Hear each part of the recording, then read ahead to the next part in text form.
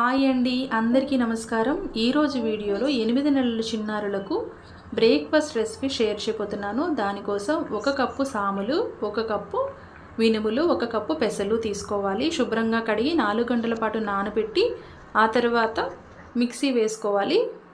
8 గంటల పాటు రాత్రంతా పులియనివ్వాలి. మార్నింగ్ దోశలాగా వేసుకోవాలి. కానీ దీన్ని స్ప్రెడ్ చేయకుండా దోశ అలా వేసేసి దానిపై ఒక లిడ్ పెట్టేసి క్లోజ్ చేయడం వల్ల కొంచెం ఫ్లఫీగా పొంగుతుంది. ఈ విధంగా చేసిన దోశను బేబీస్కి తినిపిస్తే సాఫ్ట్గా కూడా ఉంటుంది, చాలా సాఫ్ట్గా ఉంటుంది. మ్యాక్సిమం రైస్ అవాయిడ్ చేయాలి. నేనైతే నా బేబీకి 8th మంత్ నుంచి స్టార్ట్ చేశాను. చూస్తున్నారు కదా, మనం చిన్న చిన్న ముక్కలుగా చేసి బేబీ తినేంత వరకు మనం వెయిట్ చేయాలి. సాఫ్ట్గా ఉంటుంది, సో తినగలుగుతారు. సో 8th మంత్ నుంచి కొంచెం సాలిడ్ ఫుడ్ మనం అలవాటు చేయొచ్చు. ఎప్పుడు జావులు అట్లాంటివే కాకుండా ఇలా కూడా ట్రై చేయొచ్చు. సో మీకు కూడా చిన్నారులు ఉంటే ఈ రెసిపీతో